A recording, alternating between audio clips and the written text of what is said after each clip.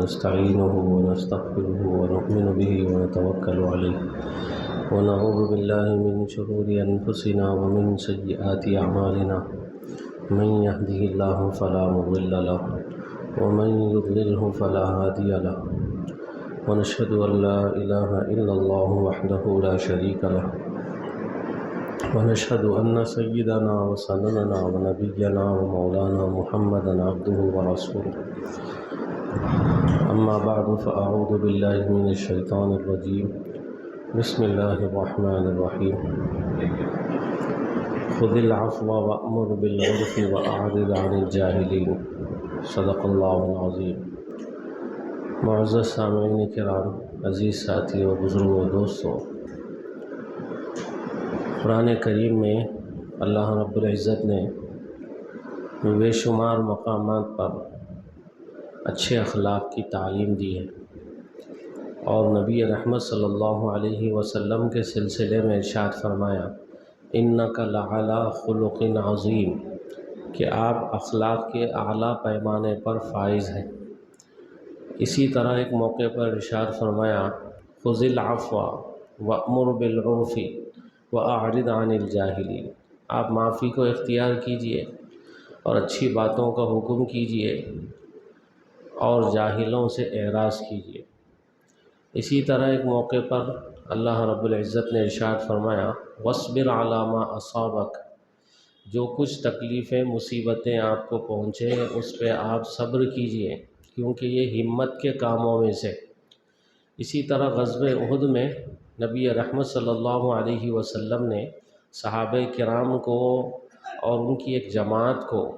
پہاڑ کے اوپر کھڑا کیا تھا اور کہا تھا کہ یہاں سے ہٹنا نہیں۔ نبی رحمت صلی اللہ علیہ وسلم کے اس حکم کی خلاف ورزی ہوئی، جس کے نتیجے میں صحابہ کرام کو جو فتح نصیب ہوئی تھی وہ شکست میں بدل گئی، صحابہ کرام کی جو جیت تھی وہ ہار میں بدل گئی۔ نبی رحمت صلی اللہ علیہ وسلم کو تکلیف پہنچی، آپ کا چہرہ انور زخمی ہوا، آپ کے دندان مبارک شہید ہوئے، آپ کو سخت تکلیف پہنچی اور 70 صحابہ کرام شہید ہوئے۔ ایسے موقع پر قرآن کریم کی آیت نازل ہوتی ہے فَبِمَا رَحْمَةٍ مِّنَ اللَّهِ لِنْتَ لَهُمْ وَلَوْ كُنْتَ فَظًّا غَلِيظَ الْقَلْبِ لَانفَضُّوا مِنْ حَوْلِكَ۔ قرآن کریم کہتا ہے کہ اللہ کی رحمت کے سبب سے آپ صحابہ کرام کے لیے نرم ہو گئے۔ اگر آپ سخت زبان ہوتے اور سخت دل ہوتے تو یہ جو آپ کے چاہنے والوں کا مجمع آپ کے ارد گرد ہے، کبھی کہ آپ کو چھوڑ کے یہ لوگ بھاگ جاتے، کبھی کہ یہ منتشر ہو جاتے۔ یہ صحابہ جو آپ کے آس پاس لگے ہوئے ہیں، آپ سے چمٹے ہوئے ہیں، وہ آپ کی نرمی کی وجہ سے۔ ایسے موقع پر بھی نبی رحمت صلی اللہ علیہ وسلم نے صحابہ کرام کے ساتھ نرمی کا معاملہ فرمایا، جبکہ اللہ کے نبی کے حکم کی خلاف ورزی ہوئی، جس کے نتیجے میں آپ کو تکلیف پہنچی، آپ زخمی ہوئے، آپ کا دندان مبارک شہید ہوا۔ ایسے موقع پر بھی نبی رحمت صلی اللہ علیہ وسلم نے صحابہ کرام سے نرمی کا معاملہ فرمایا۔ اسی طرح متقی لوگوں کی صفات کو بیان کرتے ہوئے قرآن کریم کہتا ہے وَالْكَاظِمِينَ الْغَيْظَ وَالْعَافِينَ عَنِ النَّاسِ وَاللَّهُ يُحِبُّ الْمُحْسِنِينَ، غصے کو پینے والے، لوگوں کو معاف کرنے والے، یہ متقی لوگ غصے کو پینے والے ہوتے ہیں، غصے کو پینے والے ہوتے ہیں اور درگزر کرنے والے، معاف کرنے والے ہوتے ہیں۔ اللہ تعالیٰ ایسے نیکوکاروں سے محبت کرتے ہیں، ایسے نیکوکاروں کو اللہ تعالیٰ پسند کرتے ہیں۔ اسی طرح ایک موقع پر قرآن کریم کہتا ہے وَلْيَعْفُوا وَلْيَصْفَحُوا أَلَا تُحِبُّونَ أَن يَغْفِرَ اللَّهُ لَكُمْ، چاہیے کہ وہ معاف کریں اور درگزر کریں۔ کیا تم اس بات کو پسند نہیں کرتے ہو کہ اللہ تعالیٰ تمہاری بخشش کرے اور تمہاری مغفرت کرے؟ تو آپ قرآن کریم میں دیکھیں گے ایک نہیں بے شمار مقامات پر اللہ رب العزت نے اچھے اخلاق سے متعلق تعلیمات دی ہے کہ بھئی اچھے اخلاق ہے، اس کو اپنانا چاہیے اور اس کو اختیار کرنا چاہیے۔ نبی رحمت صلی اللہ علیہ وسلم کی زندگی کو دیکھیں گے تو آپ یہ کہتے ہیں کہ بھئی میرے بعثت کا جو مقصد ہے وہ مقصد ہی اچھے اخلاق کی تکمیل ہے۔ انما بعثت لأتمم مکارم الاخلاق، مجھے دنیا میں جو بھیجا گیا وہ اچھے اخلاق کی تکمیل کے لیے بھیجا گیا۔ اور اس سے متعلق نبی رحمت صلی اللہ علیہ وسلم نے ارشاد فرمایا، تم میں سب سے کامل ایمان والا وہ ہے جس کے اخلاق سب سے اچھے ہو اور وہ اپنی بیویوں کے ساتھ، اپنے گھر والوں کے ساتھ نرمی اختیار کرنے والا ہو، یہ سب سے کامل ایمان والا ہے۔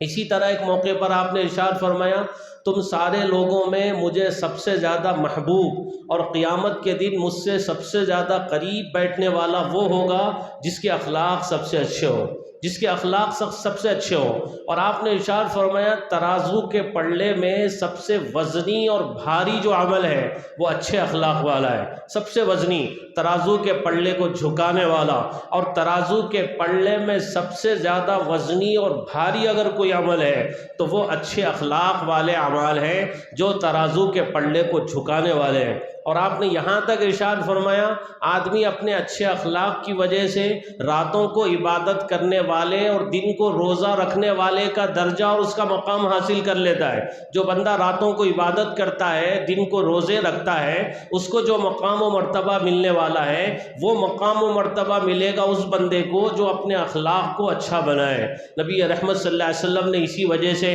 یہ دعا فرمائی، اللہم انت حسنت خلقی فحسن خلقی، کہ اللہ آپ نے میرے چہرے کو اچھا بنایا، میرے اخلاق کو بھی اچھا بنا دیجیے۔ آپ نے میری ظاہری شکل و صورت کو اچھا بنایا، آپ میرے اخلاق کو بھی اچھا بنا دیجیے۔ یہ نبی رحمت صلی اللہ علیہ وسلم کی دعا ہے۔ اسی طرح نبی رحمت صلی اللہ علیہ وسلم نے صحابہ سے پوچھا کہ بھئی لوگوں، کیا میں تم کو دنیا میں اور آخرت میں سب سے اچھے اخلاق والا کون ہے بتاؤں؟ کیا دنیا میں اور آخرت میں سب سے اچھے اخلاق والا کون ہے بتاؤں؟ پھر اس کے بعد میں آپ نے ارشاد فرمایا، جس پہ ظلم کیا جائے تو وہ معاف کر دے، ظلم کیا جائے تو معاف کر دے، رشتہ توڑا جائے تو رشتہ جوڑے، جب اس کو محروم کیا جائے تو محروم کرنے والوں کو بھی وہ دے۔ ایسا بندہ دنیا میں آخرت میں سب سے اچھے اخلاق والا ہے۔ رشتے توڑنے پر رشتے جوڑتا ہے اور بدسلوکی کرنے پر اچھا سلوک کرتا ہے، ظلم کرنے پر معاف کرتا ہے، درگزر کرتا ہے۔ یہ نبی رحمت صلی اللہ علیہ وسلم نے ارشاد فرمایا، یہ سب سے اچھے اخلاق والا ہے۔ اس کو محروم کیا جاتا ہے پھر بھی دیتا ہے،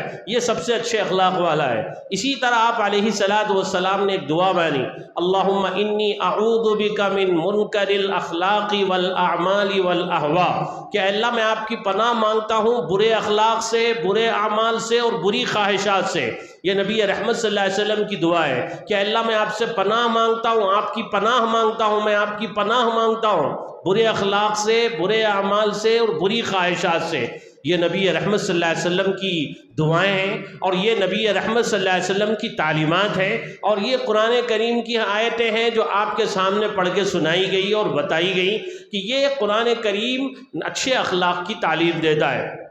نبی رحمت صلی اللہ علیہ وسلم سے متعلق حضرت عائشہ رضی اللہ تعالیٰ عنہ سے کسی نے پوچھا کہ آپ صلی اللہ علیہ وسلم کے اخلاق کیسے تھے، تو انہوں نے کہا آپ کے اخلاق قرآن تھا۔ آپ کے اخلاق کیا تھے؟ تو بتایا کہ بھئی آپ کے اخلاق قرآن کریم گویا کہ پورا کا پورا، یعنی قرآن میں جو کچھ بھی ہیں وہ سب نبی رحمت صلی اللہ علیہ وسلم کی عملی زندگی میں تھا۔ قرآن میں جتنی اچھی باتیں بتائی گئی ہیں، جتنی اچھی باتوں کا حکم دیا گیا ہے، جتنی اچھی باتوں کی تلقین کی گئی ہے، وہ سب کی سب باتیں نبی رحمت صلی اللہ علیہ وسلم کی زندگی میں تھی۔ نبی رحمت صلی اللہ علیہ وسلم اس پر عمل کرنے والے تھے اور نبی رحمت صلی اللہ علیہ وسلم اس کو اپنانے والے تھے۔ تو ایمان والا نبی رحمت صلی اللہ علیہ وسلم کو اپنے لیے آئیڈیل سمجھتا ہے اور آپ کی زندگی میں اس کے لیے بہترین اسوہ ہے، تو وہ نبی رحمت صلی اللہ علیہ وسلم کے اخلاق کو اپناتا ہے اور نبی رحمت صلی اللہ علیہ وسلم کی سیرت کو اپناتا ہے اور نبی رحمت صلی اللہ علیہ وسلم کی تعلیمات کو اپناتا ہے کہ نبی رحمت صلی اللہ علیہ وسلم نے بدتمیزی کرنے والوں کے ساتھ میں کیسا سلوک کیا اور بد اخلاقی سے پیش آنے والوں کے ساتھ میں کیسا آپ علیہ الصلوۃ والسلام نے اچھا سلوک کیا۔ حضرت نبی رحمت صلی اللہ علیہ وسلم کی خدمت میں ایک یہودی آتا ہے، اس سے آپ علیہ الصلوۃ والسلام نے قرض لیا ہوا ہے اور قرض دینے کی جو مدت ہے اس سے 3 دن پہلے آ جاتا ہے آپ نے اس سے پیسے لیے ہوئے ہیں اور قرضے کی ادا کرنے کی جو مدت ہے اس سے 3 دن پہلے وہ آ جاتا ہے اور آ کے صحابہ کرام کے مجمع میں آپ کے جسم پہ جو چادر ہے چادر پکڑ کے کھینچتا ہے بدتمیزی کے ساتھ میں، اور یہ کہتا ہے کہ اے محمد تم سارے کے سارے عبد المطلب کی جو اولاد ہو سب وعدہ خلافی کرنے والے ہو، وعدہ کرتے ہو پورا نہیں کرتے ہو، تم نے مجھ سے قرضہ لیا ہے اور قرض دینے کا جو وعدہ کیا ہے اس کو تم پورا نہیں کر رہے ہو۔ اتنی بدتمیزی کے ساتھ میں چادر کو گھسیٹتا ہے اور کھینچتا ہے اور ایسے سخت جملے اور نازیبا کلمات کہتا ہے۔ نبی رحمت صلی اللہ علیہ وسلم کی شان اقدس میں حضرت سیدنا عمر رضی اللہ تعالیٰ عنہ غصے میں آ جاتے ہیں اور اس کو جھڑک کے ڈانٹ کے اس سے بات کرنے کے لیے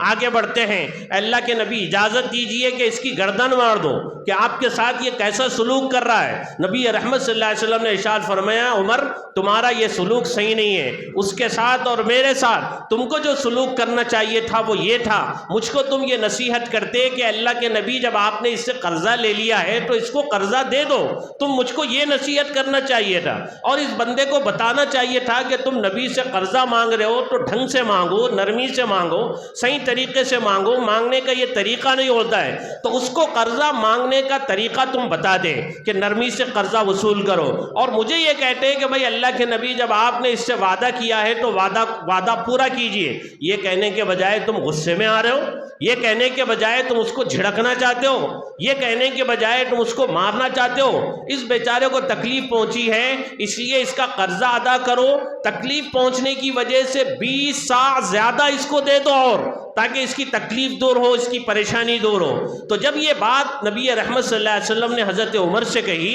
تو وہ جو یہودی تھا اس یہودی نے کہا کہ میں نے جو کچھ بھی کیا آپ کے اخلاق کو دیکھنے کے لیے کیا، میں نے آسمانی کتابوں میں یہ پڑھا تھا کہ آخری جو نبی آنے والے ہیں ان کے اخلاق ایسے ہیں، ان کی صفات ایسی ہیں، وہ پوری صفات میں نے تمہارے نبی میں دیکھ لی تھی۔ 2 صفات ایسی تھی جس کو دیکھنا باقی تھا، ایک صفت یہ کہ آپ کے غصے پر آپ کا حلم غالب ہوگا، آپ کو جتنا غصہ دلایا جائے گا آپ اتنا ہی برداشت کریں گے، آپ کی قوت برداشت آپ کی غصے کے اوپر غالب ہوگی۔ یہ میں نے پڑھا تھا، یہ صفت میں دیکھنا چاہتا تھا، اس لیے میں نے آپ کو غصے میں لایا اور آپ کو بھڑکایا تاکہ دیکھوں کہ آپ کتنا برداشت کرتے ہیں، غصے کو کتنا پیتے ہیں۔ اسی طرح آسمانی کتابوں میں آپ کی ایک صفت میں نے یہ بھی دیکھی تھی جس کو میں آپ کی زندگی میں دیکھنا چاہتا تھا، وہ یہ کہ آپ کے ساتھ جتنی سختی کی جائے گی، آپ کے ساتھ جتنی بدتمیزی کی جائے گی اتنی ہی نرمی سے آپ اس کے ساتھ سلوک کریں گے، جتنا سختی کے ساتھ آپ کے ساتھ برتاؤ کیا جائے گا اتنا ہی اچھا سلوک آپ کریں گے، اتنی ہی نرمی میں آپ کے اضافہ ہوتا چلا جائے گا۔ یہ میں نے پڑھا تھا، یہ میں دیکھنا چاہتا تھا، ساری صفات کو میں نے آپ کے نبی میں دیکھ لیا تھا۔ یہ 2 صفات تھی کہ آپ کے غصے پہ آپ کا حلم غالب ہے اور آپ کے ساتھ جتنی سختی کی جائے گی آپ اتنی نرمی سے پیش آئیں گے۔ یہ دونوں چیزیں بھی میں نے آپ کی زندگی میں دیکھ لی ہیں، اس لیے میں اللہ کو گواہ بناتا ہوں اور میں مسلمان ہونا چاہتا ہوں۔ کلمہ پڑھ کے وہ یہودی مسلمان ہو گئے۔ تو یہ نبی رحمت صلی اللہ علیہ وسلم کے اخلاق ہیں، یہ نبی رحمت صلی اللہ علیہ وسلم کی سیرت ہے، اور یہ آپ علیہ الصلاۃ والسلام کا رویہ ہے اس بندے کے ساتھ میں جو بندہ آپ کے ساتھ بدتمیزی کرتا ہے، جو آپ کے ساتھ میں بدسلوکی کرتا ہے۔ یہ تو ایک یہودی ہے۔ منافقین جو مسلمانوں کی آستینوں کے سانپ بنے ہوئے تھے، اسلام کی جڑوں کو کھوکھلا کرنے اور کاٹنے کے لیے ہر ممکن سازشیں مسلمانوں کے پیچھے رچتے رہتے تھے۔ نبی رحمت صلی اللہ علیہ وسلم کو نعوذ باللہ قتل کرنے کی سازشیں انہوں نے کی تھی، آپ کے کھانے میں زہر انہوں نے ملایا تھا اور عجیب عجیب سازشیں کی تھی۔ ان سازشوں کا جو سرغنہ تھا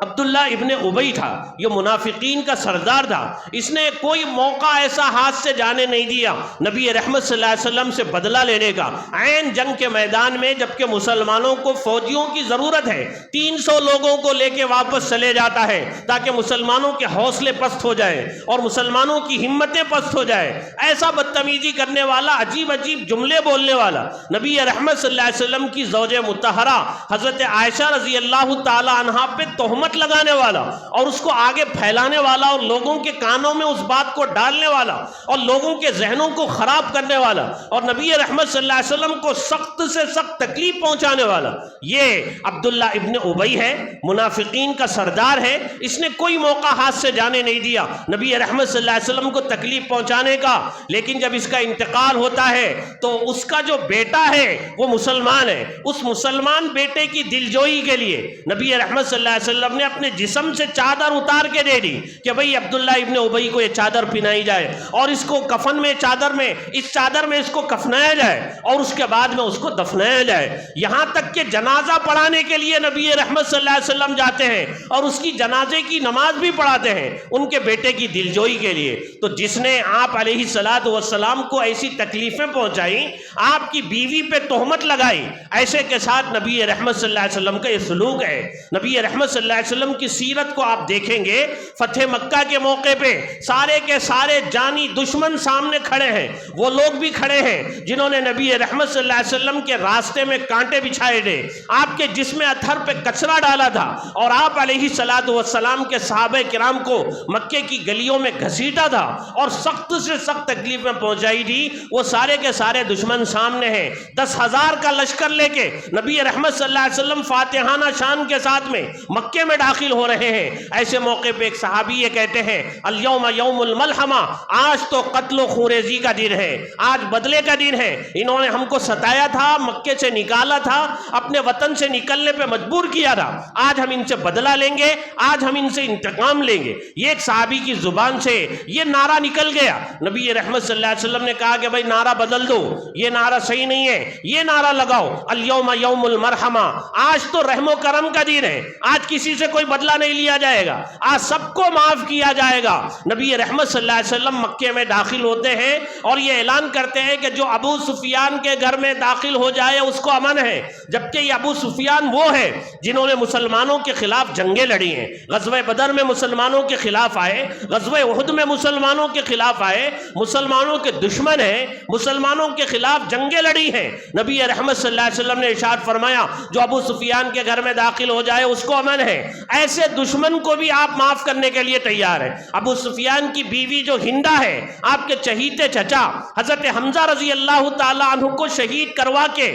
جسم کے ٹکڑے کروا کے، آپ کی ناک کاٹ کے، کان کاٹ کے اور ٹکڑوں کا ہار بنا کے گلے میں ڈالا اور سینہ چیر کے کلیجہ نکال کے چبایا۔ ایسی ہندہ جب آتی ہے اپنے اسلام کو لے کے، نبی رحمت صلی اللہ علیہ وسلم اس کے اسلام کو بھی قبول کرتے ہیں، اس کے اسلام کو بھی قبول کرتے ہیں۔ وحشی جنہوں نے حضرت حمزہ کو قتل کیا وہ آتے ہیں نبی رحمت صلی اللہ علیہ وسلم کی خدمت میں، آپ ان کے بھی اسلام کو قبول کرتے ہیں اور کھڑے ہو کے اعلان کرتے ہیں اذهبوا انتم الطلقاء لا تثریب علیکم اليوم، جاؤ تم سب کے سب آج کے دن آزاد ہو، کسی سے کوئی بدلہ نہیں لیا جائے، کسی سے کوئی بدلہ نہیں لیا جائے گا۔ یہ نبی رحمت صلی اللہ علیہ وسلم کی تعلیمات ہیں، یہ آپ علیہ السلام کے اخلاق ہیں کہ جنہوں نے نبی رحمت صلی اللہ علیہ وسلم کے ساتھ بدتمیزی کی، بدسلوکی کی، نبی رحمت صلی اللہ علیہ وسلم نے ان کو معاف کیا اور دل سے معاف کیا۔ ہم آپ کے نام لیوا، نبی رحمت صلی اللہ علیہ وسلم کا نام فخر سے لینے والے، آپ کی امت میں شامل ہونے پہ فخر کرنے والے اور اپنے آپ کو مسلمان بتانے والے، ہمارا اپنا جو سلوک ہے وہ اپنے بھائیوں کے ساتھ میں، اپنے رشتہ داروں کے ساتھ میں، اپنے پڑوسیوں کے ساتھ میں کیسا ہے، تھوڑا سا ہم اپنے گریبان میں منہ ڈال کے جھانکیں اور غور کریں اور دیکھیں نبی رحمت صلی اللہ علیہ وسلم کے اخلاق کیسے ہیں اور اسلامی تعلیمات کیسی ہے کہ بلی کے اوپر ظلم کرنے والے کی بخشش نہیں ہو رہی ہے، وہ جہنم رسید ہو رہی ہے۔ بلی کے اوپر ظلم و زیادتی کرنے والی اور ایک کتے کو پانی پلانے والی کی بخشش ہو رہی ہے، اس کے گناہ معاف ہو رہے ہیں۔ یہ اسلامی تعلیم ہے۔ تو ہم اپنے پڑوسیوں کے ساتھ ہمارا سلوک کیسا ہے، ہمارے اپنے رشتہ داروں کے ساتھ ہمارا سلوک کیسا ہے۔ ایک کتاب میں نے ایک واقعہ پڑھا، بہت ہی بڑے ہمارے ملک کے ایک بہت بڑے عالم ہیں، انہوں نے اپنی کتاب میں واقعہ لکھا کہ ایک پڑوسن اپنی پڑوسن کے پاس میں آتی ہے، آ کے وہ اس سے قرضہ مانگتی ہے 300 روپے، 300 روپے کی اس کو ضرورت ہے۔ وہ کہتی ہے کہ بھئی 300 روپے دے دیجئے، میرے گھر میں فلاں میری والدہ بیمار ہیں یا فلاں بیمار ہے، علاج کے لیے پیسوں کی ضرورت ہے۔ 300 روپے مانگنے پہ وہ مالدار پڑوسی ایک پڑوسن یہ کہتی ہے کہ بھئی میرے پاس تم کو دینے کے لیے پیسے نہیں ہے۔ وہ معذرت کر دیتی ہے اور پیسے نہیں دیتی ہے، لیکن جب رات کا وقت آتا ہے شادی میں جانے کے لیے، تقریب میں جانے کے لیے، اپنی بیٹی کو بیوٹی پارلر لے جا کے 900 روپے کا میک اپ اس کو کرواتی ہے اور شادی میں لے جاتی ہے تاکہ لوگوں کی نظریں اس کے اوپر پڑیں، لوگ اس کو دیکھیں، خوبصورتی کی تعریف کریں۔ 900 روپے بیوٹی پارلر میں لگا کے اپنی بیٹی کو میک اپ کرا کے لاتی ہے، پھر اس کے بعد میں گھر آ کے وہ میک اپ سارا دھو کے نالی میں بہا دیتی ہے۔ جیسے ہی میک اپ یہاں سے دھلتا ہے، پڑوسن سے اطلاع ملتی ہے کہ وہ جو پڑوسن بیمار تھی اس کا انتقال ہو گیا، وہ جو پڑوسن بیمار تھی اس کا انتقال ہو گیا۔ بیمار کو دینے کے لیے 300 روپیہ ہمارے پاس نہیں ہے،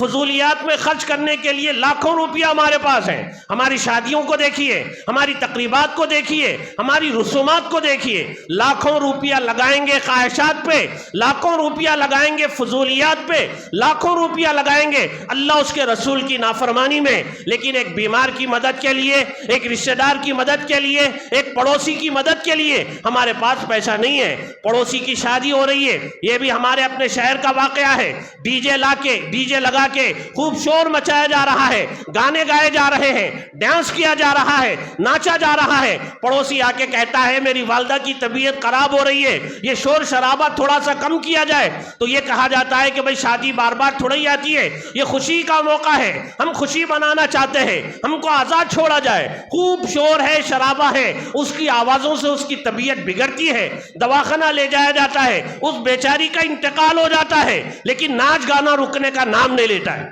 یہ ہے مسلمان۔ نبی رحمت صلی اللہ علیہ وسلم کی تعلیمات کیا ہیں، آپ علیہ السلام کے اخلاق کیا ہیں، آپ علیہ السلام کی سیرت کیا ہے، اور اسلام کی پاکیزہ تعلیمات کیا ہیں۔